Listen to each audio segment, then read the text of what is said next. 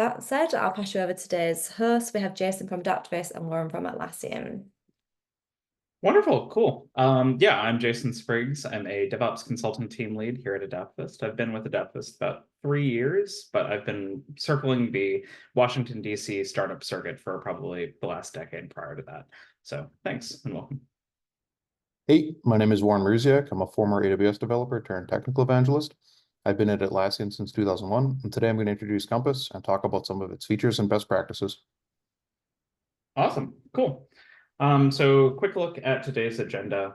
First, we're going to go over just the relatively new idea of focus and developer experience in today's world for technology organizations, going over how it exists in today's world and who it matters to beyond just developers. Then Warren will go over Atlassian's vision for a well-integrated developer experience platform, that being Compass, and that'll fall into a demo that he has prepared for us about Compass, showing off its features and how to get oriented to hit the ground running. If you're curious about how to use it to make an impact at your organization. Following that, he'll go over some best practices of implementing Compass and make sure that you get the most out of it and not to miss some key functionality. Afterward, we'll talk about how Adaptavist can help your organization speed up implementation. And lastly, we'll have some time for questions. So cool. I'll get started. I want to set the stage as far as how developer, or like what developer experience is, just so we're all on the same page. So developer experience, or DevX, refers to specifically the experience that developers have when they utilize a product, a service, or a tool in their software development cycle. It encompasses aspects like how easy it is to use, how well it integrates with other tools, and the accessibility and quality of your team's documentation, and how effectively it integrates with those tools and allows developers to create and manage their work. The tools can be any combination of third-party, in-house, or process implementations that developers use to get their job done. Good DevX is crucial for productivity, and it can greatly impact how effectively developers in supporting roles like product managers, test engineers, and support personnel work both by themselves and with others. Some of the big issues that we tend to see in software organizations relating to DevX is really with how as organizations become more mature, the systems will naturally want to expand out and become more complex. As a result, there's a wide variety of languages, frameworks, cloud providers, infrastructure tools, libraries that get added across these sorts of organizations. Generally, each piece of their puzzle has its own owner or set of owners, which sometimes are a little less than obvious to the wider organization. As orgs continue to embrace DevOps, responsibility of maintaining this documentation, process, and best practices really falls further on developers to help or to self-guide themselves. As a part of larger organizations, this can easily become really difficult or impossible for each developer to have a good grasp on just how many components make up the entire system. Similarly, there are many stakeholders that have to be kept in mind through the software development process, that being security, operations, business, risk. And these teams need to also communicate out their requirements and track compliance effectively throughout their organization. Each organization generally has a number of different systems that are collecting this information. Some of them do it within software repositories, some of them have wikis, some just use internal messaging tools.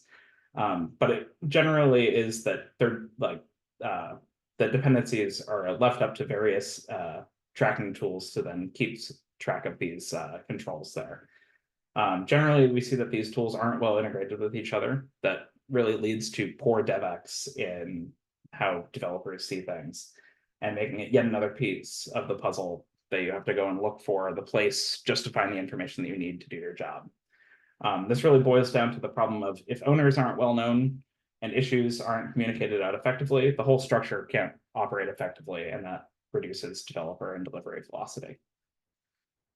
The problem of communication between relatively loose-knit teams results in complexity across the organizations, both technical and not.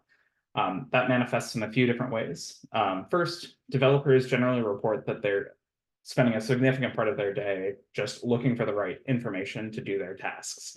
Similarly, large organizations tend to have many different tools where information, communication, documentation, and process is handled, leading to confusion where to find the right information and who is best to answer those questions. Additionally, many developers also encounter knowledge silos frequently in their organizations, where developers need to reach out to teams, either known or unknown to them, to gather the right information that they may not be able to find by themselves. Each of these concerns leads to a reduction in development velocity and lower employee satisfaction across all teams, both those directly and indirectly impacted. Customers of all shapes and sizes generally face these complexity challenges, be it software sprawl as they move from monolith to microservice, or growing fast and breaking through silos as they onboard engineers. Frequently, we're asked about how a DevOps project can impact those beyond just developers themselves. While developers may seek to gain the most from these investments, supporting roles like project managers, support personnel can also have their jobs directly improved by capturing support information needed by those teams in one centralized platform. This investment leads to information that they need to do their jobs being more closely at their fingertips. Similarly, engineering managers, enablement teams, and executives can all similarly benefit from being able to have self-service information from each team, helping reduce blind spots that may exist within their organization and empowering teams to move faster and prioritize the work that matters. DevOps platforms have dramatic results for their teams, not only allowing them to capture metrics across various aspects of their software lifecycle, but also giving teams the ability to create better engineering culture within their organizations, making it easy to find the answers to get things done. Similarly, a DevOps focus helps make interactions that would otherwise be tense, like a security review, be commonplace in the development process, letting teams know when things need improvement or addressed before they become an escalation, or causing costly distractions and killing team morale in the process. Awesome. Warren's now going to talk about Atlassian's DevOps platform, Compass, and how it helps organizations advance their processes. Hi all. Today we're going to take a look at Compass, which is Atlassian's developer experience platform. Compass improves the developer experience by reducing friction in the development process, and today we're going to look at some ways it does this. Now, what do I mean by friction? There are things that we all deal with that hinder our ability to stay focused on building cool software and getting it in the hands of our customers. One problem we all face is time spent searching for the information we need. Our information is spread all over the place across many different tools. We've got wikis, instrumentation tools, SCM and CI/CD tools, feature flagging tools, just to name a few. Each of these tools contains great information, but sifting through it and finding what we need can be challenging. When I get paged because of a customer impacting problem at 3 in the morning, I don't want to spend time looking for some runbook I need. I want to get to that runbook and I want to fix the problem as quickly as I can so I can go back to sleep. Another problem is constant context switching. As I just mentioned, we work across a bunch of different tools, and jumping between them all the time can make it hard to stay focused on building cool software. So one way Compass improves the developer experience is by aggregating everything a developer needs to know about a software component under a single pane of glass. With Compass components, developers don't need to remember as many things. There's a single URL to find everything that they need. For example, links to Jira boards, Bitbucket repositories, Confluence pages, JSM on call schedules, team Slack channels, monitoring dashboards, metrics, and dependencies. Compass enables a self-service culture that reduces context switching and time spent searching for information. Again, back to the idea of getting paged at 3 in the morning. With Compass, I can find that runbook I need by going to the component page for the failing software component. There's also a handy activity panel that shows events from a variety of tools in a timeline view that links each events to their source. So if I see an alert from a monitoring tool in the activity panel, I can click on it and jump directly to the alert in the monitoring tool for additional information. Next, Compass and scorecards and metrics help teams understand the health of their components and what they need to do to improve. You can create scorecards that check for the things your team cares about, and you can use those scorecards across multiple components and share them with other teams. This is particularly useful for platform and engineering teams and governance teams, as they can build and distribute scorecards so that all teams are on the same page regarding component health. As an example of how this benefits developers can be seen by thinking about a scorecard that monitors the number of open pull requests and the average length of time those pull requests have been open for. If the scorecard checks are failing, it means there are either too many open pull requests or the open pull requests aren't being reviewed quickly enough.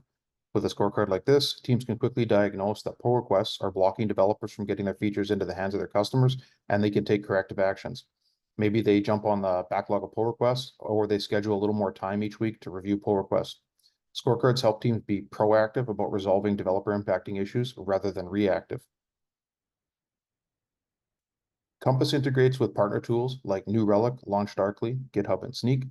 Teams are also empowered to build their own integrations for the tools they use using Atlassian's Forge. One thing I really like about this is the ability to build custom integrations to the tools you developed in-house. Using Forge, you can push and pull data between Compass and your custom tools and have it render in Compass like any other integration. Compass surfaces the data from integrated tools on the component page, so you don't have to jump between the tools or spend time searching for other tools for information about your components. I find this saves me a lot of time. For example, if I want to modify a feature flag related to a software component, I can go directly to the feature flag from Compass rather than having to go to my feature flagging tool and searching for the flag manually. If I need to disable a feature flag at 3 in the morning after getting paged, it's nice to be able to go directly to that flag rather than having to search for it. It saves me time and helps me get back to sleep more quickly. Finally, Compass helps automate building components using templates. Templates are considered an organization's golden path. They help developers create software components in alignment with organizational standards. With templates, developers spend less time on boilerplate and plumbing and more time on building cool features for their customers. I don't know about you, but I really dislike manually bootstrapping new projects. Setting up the repo, the CI/CD, and everything else is a lot of work, even for an experienced dev. And for new team members who haven't been through that process before, it can be an absolute nightmare. They're not going to know that they need to cut a ticket to security for a security review or a ticket to the privacy office to make sure the design handles customer data correctly. They're not going to know about all the little details that are necessary until they've been through the process a few times.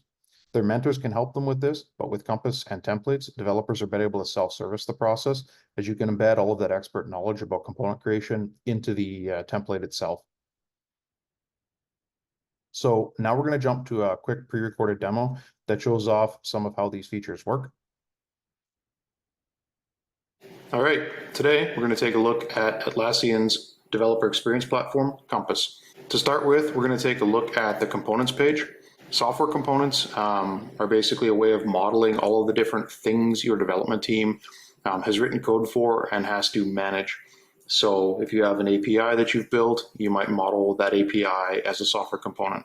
If you've got infrastructure as code that builds databases or AWS Lambdas or DynamoDB tables for you, you might also have those as different components. So components are just a way of logically modeling the various pieces of software that your development teams are responsible for. From here, we're going to drill into the submit image component by clicking on it, and we land on the component page for this particular component. From here, there's a whole bunch of information we can take a look at. The idea with this component page is that it provides a single pane of glass for the developers that are responsible for this component to find everything they might need about this component. The Compass component page is divided up into 3 main sections. On the left, you've got your nav bar. In the center, you've got your kind of main component page. And on the right, you've got a whole pile of links to various documentation, repositories, Jira workspaces, etc. So we're going to start by going through the center pane and looking what's rendered there. So in the center pane, we can see the component name, a description. You can attach labels to the component. We render a subset of the activity feed, which we'll talk about later. And we also render scorecards and metrics. Scorecards are a health metric for your component. You can create a variety of scorecards and attach a variety of scorecards to each component. You can also share components between teams. So the idea here is that a team is going to come up with some measure of component health. Maybe there's a variety of things they want to make sure each component has, monitoring from, say, Datadog or New Relic, security scanning from Sneak. All of these things can be set up and configured as scorecards so that if a component has those things in place, the scorecard will pass. And if the component doesn't have those things in place, the scorecard will let you know that it needs attention. You can drill into any scorecard by clicking on it, and then you can see what criteria have been configured and whether or not they've been met. So in this case, we've met the owner team criteria. So that means that this component has an owner team assigned to it. We can see that there's been a repository attached, and we need to see that somebody's added a description. These are highly flexible. So you can set up any kind of criteria that you want in here almost, and you can tailor it to what your team or business needs. We provide some scorecards out of the box, but you can also make custom ones. And once a custom scorecard is created by any team, it can be shared with other teams. So every team doesn't have to create their own duplicate of a particular scorecard. You can create it once and everybody can benefit from having it. This is really useful for platform engineering teams or senior engineering leadership to provide standards and guidance for all development teams to follow. Scorecards improve the developer experience by giving developers an at-a-glance understanding of the health of their components and what things they can work on to improve the health of their components. Moving on to metrics, we can close this and scroll down a little bit. We can see that there's a variety of metrics that are being rendered here. You can add metrics to any component, and there's a variety of them to choose from. You can also create your own custom metrics. The great thing about metrics is that they give you at-a-glance understanding of how the development work is progressing for a particular component. If you have the right metrics in place on the component page, you can really quickly understand how effectively your team is churning out work. So you can see, for instance, deployment frequency here. We're deploying 3 times a week. If that's too low, maybe that gives you a clue that you should dig in and try and figure out why your deployments are low. Maybe there's a blocker that's negatively impacting your developers. Same thing with pull request cycle time. If you've got a long wait from when a pull request is open to when it gets resolved, maybe there's a problem that needs to be addressed. So by surfacing these metrics in an easy to find place, teams can keep an eye on how development is going, and they can address problems before they balloon into serious issues. And this improves the developer experience again, because again, you're addressing the things that are adding friction to the development process immediately. Instead of having 100 open pull requests, we might only have a few, because we know as this number increases, we should jump on our pull requests and get them out the door.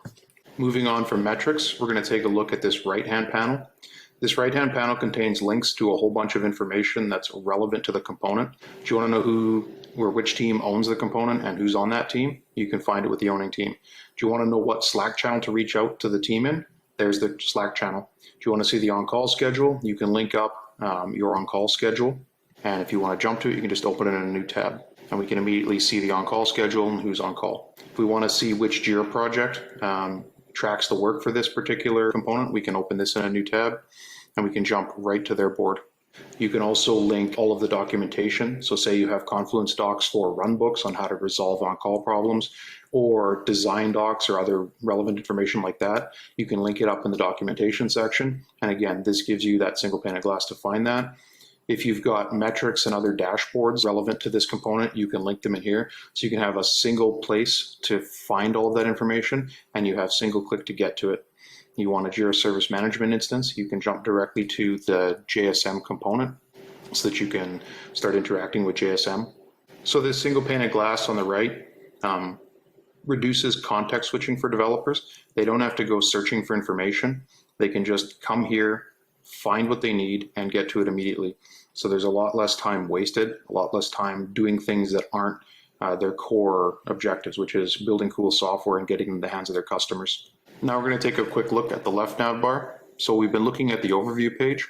You can also click on scorecards to jump into a page specifically about scorecards. You can jump into dependencies to see any dependent services. You can take a look at issues to see Jira issues associated with this particular component. There is config as code, so you can, instead of going through the GUI to set up all of this stuff, you can add a file to your repository which has this configuration if you want to, and you can see that config as code here. I'm not using that in this component, so there's not much to show. And finally, there's this activity tab, which is really useful. So the activity tab can pull in information from your deployments, your incidents, your monitoring, and your alerts. And it can also do the same thing for your dependencies, and it puts it in a nice timeline view. We can see that on June 3rd, there were a couple deployments in our component. There was an incident that eventually got resolved on June 4th. There was some kind of an alert from Sentry, and there were a couple other events. We can also see that our upstream dependencies had a couple of deployments, an alert from Sentry, some other events, and an incident. We can drill into any of these to see what in the tool raised this event. So if we right click and open a new tab here, we can jump to the Bitbucket deployment that raised that event. And here in this view, we can see the commits, the diffs, the pull request, and the Jira issues that were related to this change. So you can, at your fingertips, get to the information you need. We can also open up JSM by right-clicking on this incident and opening it in a new tab. So from here, we can get into the JSM tool and look at the work that was done to resolve this incident. We can scroll down a little lower and we can take a look at this alert from Sentry. We can also open this up in a new tab, and we can see the alert from Sentry, what was done or what was raised, and maybe get some more information about it here. We can also see some other events. We can open these in a new tab and go directly to, in this case, the Bitbucket pipeline that executed. So you can see all the steps that were done. From here, you can get information about the Jira issue that was raised about this. And we can see the same thing about our upstream dependencies. So we could look at the deployments for upstream dependencies, their alerts. So let's take a look at this alert. And in this case, we can see there was some kind of example Python exception. So you can plumb a pile of events in from different services, and you can render them alongside each other in a timeline, which is really helpful for understanding kind of how different parts of your system are interacting with each other, and maybe building a timeline of a failure out if you're doing, say, on-call work. It reduces the amount of time developers need to spend searching, and it also can help reduce the amount of context switches, because instead of having to go to each one of these tools, looking up events related to their component, and then manually trying to correlate what happened and when, you can kind of pull that all into your activity panel and see that, again, under a single pane of glass. Now, if we look on this left-hand nav bar, we can also see apps. There are 3 apps installed in this instance of Compass. If we jump over to another component, we can see that there are many more apps installed in this case. You can install integrations through the apps menu. So if you click on it, you can come in here and we can see that we've got a variety of apps that are ready to go out of the box. So you can scroll down, choose any of them, and install them from here. Now, if you have a home-rolled application that you use to do some work with, maybe you've got a custom app that you built and have been using for a decade, home-rolled tools are quite common. You can integrate those into Compass using Atlassian's Forge platform. So if you do that, you'll end up with your own app sitting on the side under apps, and you can send and render whatever data from that app you want. So that's very useful for teams that already have existing tools that they use, and they want to integrate it with Compass. One of the great things about Compass is how easy it is to get started. We've got some resources to help you with that. In this case, a YouTube video that shows you how to get Compass set up with data similar to what you've seen in this demo in under 10 minutes. Please take a look for that at the end of this webinar.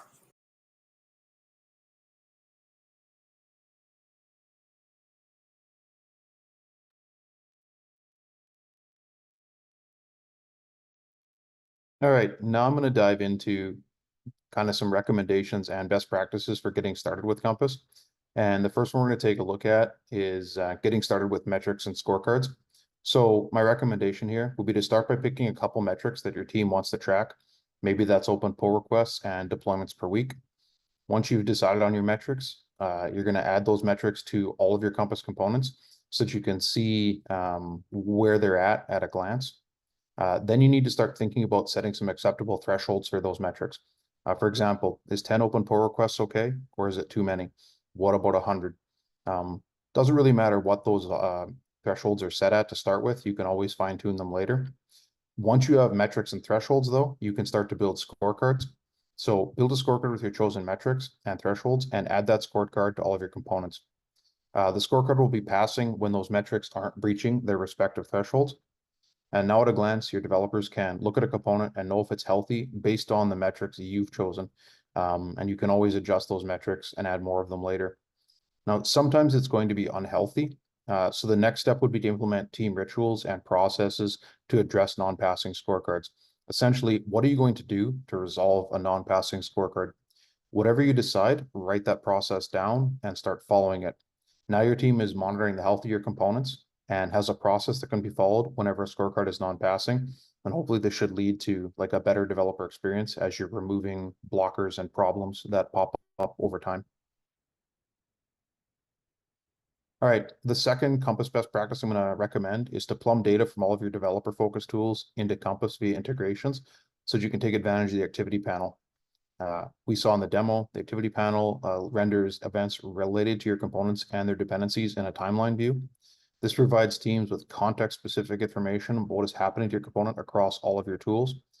So to get started, you can connect your components together by setting their upstream dependencies. The dependencies is really important. Once everything has their dependencies linked, you can now see what's happening with a particular component and all the components upstream, because maybe they're impacting it. Then add integrations for each of the developer tools your team uses. Maybe that's Jira Service Management, Sentry, Bitbucket, and LaunchDarkly.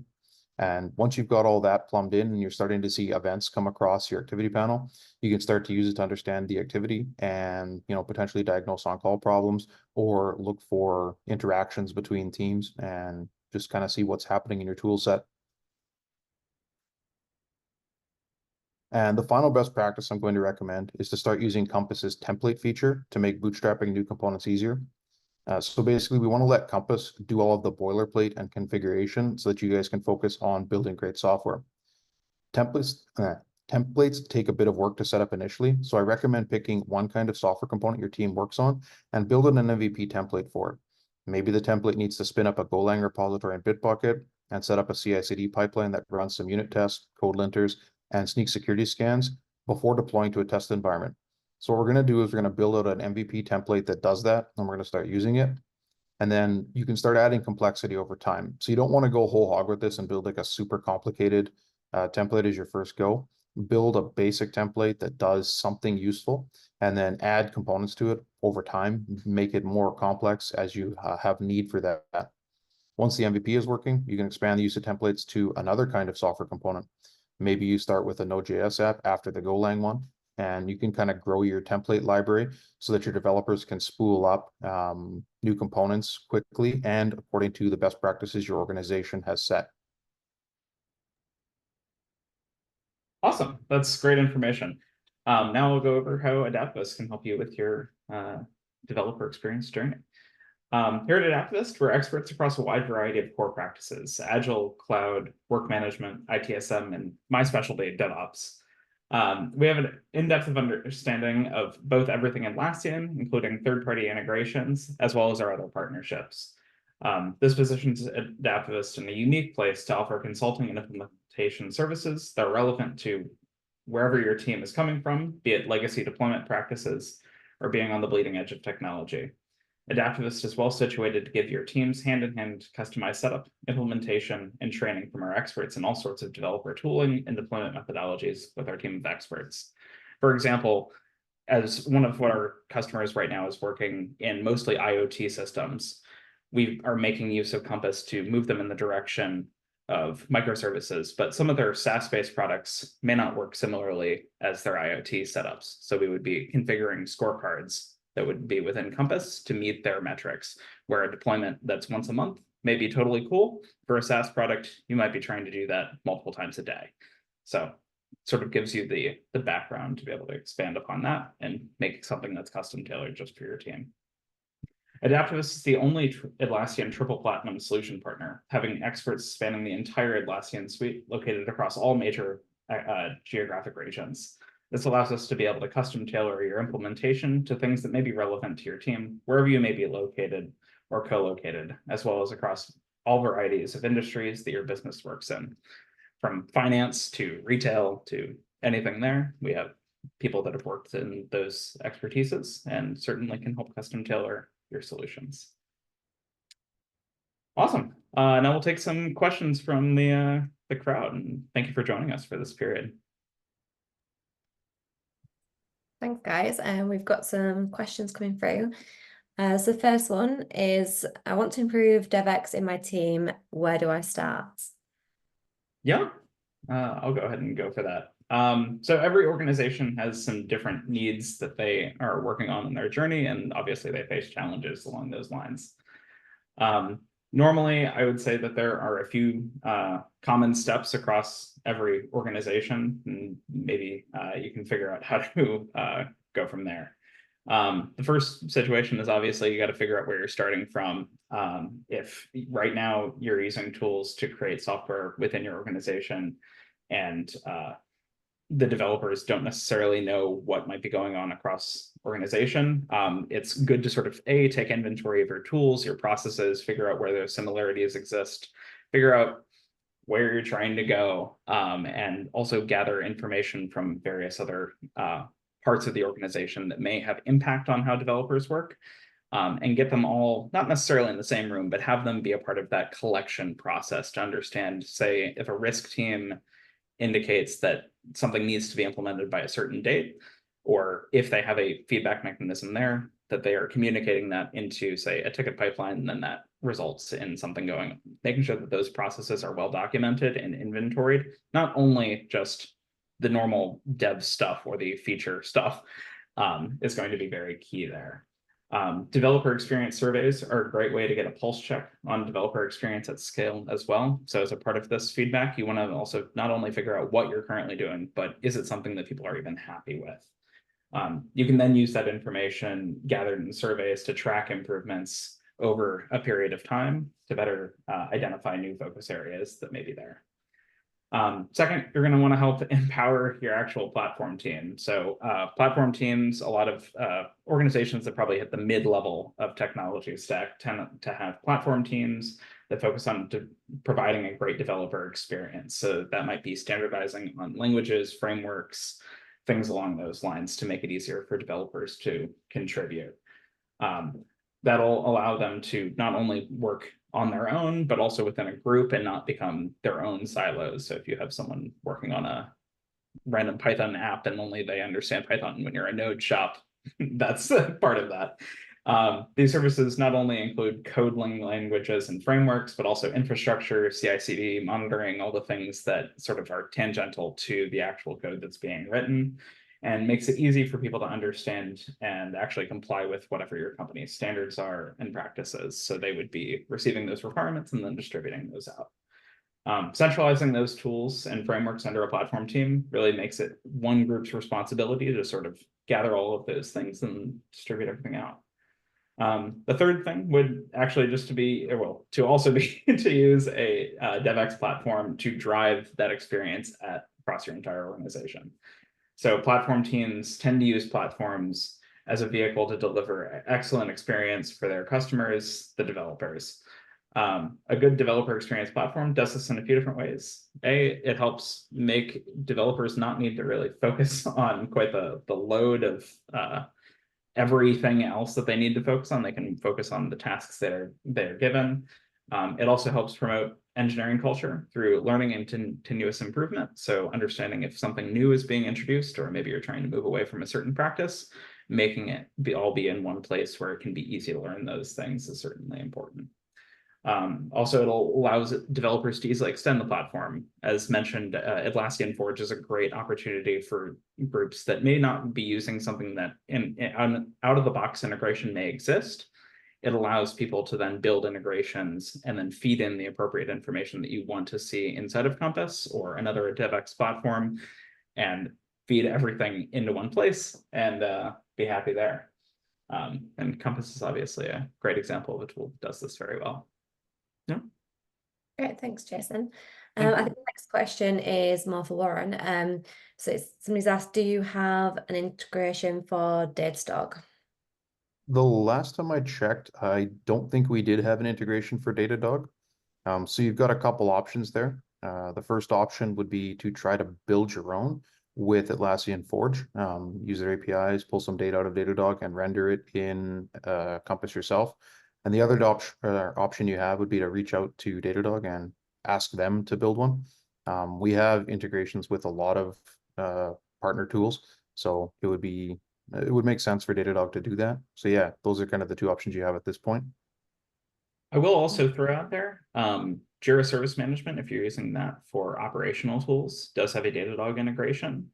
And having that be fed into an incident, if that's what you're trying to track specifically with inside of Compass, would accomplish at least something showing up in the activity stream part of that. Great, thank you. We have another one. So how does Compass help developers standardize best practices? I think the best way to do this would be with two of our features. The first is going to be scorecards. Since they're shareable across teams and components, you can have a team develop a good scorecard that they like, and then share it across all of your teams so that everybody's kind of on the same page about component health and how things work. Maybe that's your platform engineering team if you have one. If it's not, if you don't have a platform engineering team, that could also just be your development team for your various components. They can collaborate and build one of those out. But once you've got a scorecard that checks the things you care about, and you've built some practices around how you're going to resolve those problems, you can kind of up level your whole org's way of doing engineering. And the second feature is going to be templates. Component creation, it can be a pain. There's a lot to do. You've got to spool up your repos, your CI/CD, integrate a bunch of tools potentially, and maybe cut tickets to a whole bunch of stuff. By codifying that process and having it automated, you don't miss things. You can do more complicated stuff too, because it's no longer arduous to do it. And the other thing is people can weigh in on what are all the best steps to take. And you can really refine that process over time by improving your templates. So maybe your initial template is going to be something that's fairly streamlined and straightforward, but over time you can add as much complexity to those templates as you want because automation is going to run them for you. And this is also really nice for newer developers that you hire. You can basically get the developers up to speed and actually producing cool features quickly because they can build components with templates rather than having to ask people for help and reading lots of documentation and missing steps. They can just use the automation. So yeah, I think that's where I would start. Scorecards and templates. Great, thanks for covering that. Somebody's also just put in there around developer productivity versus developer experience. I'm not sure who wants to answer that one. Yeah, I can go for that. So right now, I think the industry, as far as maybe from higher level or executives, there's a big obsession with companies looking for a way to measure developer productivity. You'll see things like DORA metrics or space metrics sort of thrown out. And obviously the desire for people to measure productivity is understandable because it makes it easier for you or for managers or other teams to be able to understand, are people working effectively? Are there roadblocks that have sort of popped up as a part of other organizational changes, or maybe a certain legacy tech stack, or any number of issues that could be there? It's difficult to manage or to measure how productive developers are, and that also includes supporting personnel like operations engineers or whatnot. And that can really make it difficult for organizations to have disproportionate effort when trying to sort of make a measure that makes sense across all teams. For example, also that like customer that we're doing something where DORA metrics make sense in certain cases, but are completely different for other teams that they're working in. It can certainly be difficult.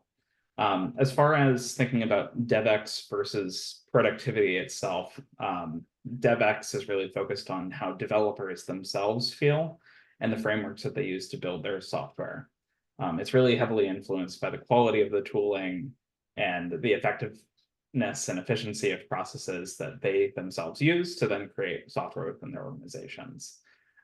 So the difference between that experience and the engineering culture, developer productivity side are sort of the two inputs together that help drive just career satisfaction for folks that are in development, and then also help drive that developer productivity. So hopefully that answers what you're getting at. Yeah, perfect.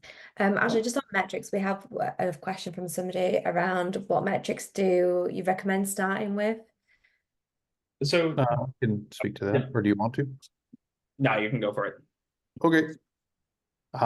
So I think it's always a safe bet to kind of start with the DORA metrics. There's lots of things you could pick, but DORA is probably the easiest one to start with. In particular, I really like change lead time and change failure rate. Long change lead times are bad for developers. No one wants to work hard to build a cool feature and then wait 3 weeks to get it in the hands of their customers. So I would track that pretty carefully and work on fixing that, because no matter how fast your developers go, if it takes a long time to get code from the developer out into production, you're wasting time there. So that impacts productivity, and it's annoying for developers to have long change lead times. So yeah, I would track that carefully. And then another one is change failure rate. Like I said, this is another thing that makes the developer experience worse. If you're deploying something and it breaks production, you're going to have to fix it. No one wants to fix a broken production instance because of a code push.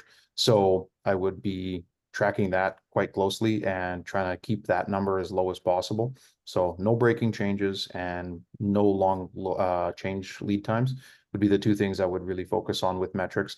Because I think if you have both of those under control, you know, your developer experience immediately gets a lot better. Okay, thanks for answering that one. We've got time for one more question. So there's one more coming. How does this activity panel fit into the ops process? I guess referring to the demo. Can you give a simple example? Sure, I could talk about that real quickly. So because you can plumb data from your ops tools and your alarming tools and your metrics tools, monitoring tools into the timeline, you can see events. So maybe you've got a failure that happens at a specific time. You can look back in the timeline to see whether or not a feature flag was toggled, whether or not a deployment happened. And you can also look at your upstream dependencies to see whether they've also had failures, whether they've also had deployments, whether their feature flags have changed, etc. So maybe it's the case that your failure was caused because an upstream dependency did a deployment that caused them to break. So because they're failing, they're impacting your service because you depend on them. And with Compass, you can see team Slack channels, team Jira boards, and team runbooks. So if you know the Slack channel, you can quickly reach out to the developers that own that component and ask them in their channel, like, hey guys, what's going on? Like, are you broken? Are you down? Are you having problems? What's the ETA on a fix? You can then put that information into the service ticket. And then everybody's kind of on the same page about, hey, we've got an outage. This is maybe what's causing it. So just about streamlining that process and making it easier for the people that are responding to those ops problems to get to the information they need to resolve the problem quickly. Because again, no one wants customer impacting problems. We want to resolve those problems for our customers as quickly as possible and get back to a place where they can use our software, basically. So it's just about streamlining that process. I'll also tag onto that I think one of the really nice things that Compass does extraordinarily well is not only giving you the technical information right there, but also sort of the warning signs ahead of time. Not only if, say, a deployment that's about to happen or has already occurred is there, but also allows teams to communicate through each other for things like dependency activity, where it's like, I have a deprecation, and trying to communicate that out and make sure it's as a part of various other teams' process when they're trying to diagnose an issue. And it's like, oh, this other team just deprecated something or actually removed something they marked as deprecated that I should have known about. I think Compass does an exceptional job at making dev teams aware of things before they become issues, not only after. So, yeah. Yeah, that's a good point. Thanks for bringing that up. Great. Thank you guys for answering those questions. We don't actually have any more questions now. So it's just left for you if you've got any last comments or anything you'd like people that are on the webinar to be aware of or know. No, I don't have anything at this point. No, I'm doing all right. Okay, perfect.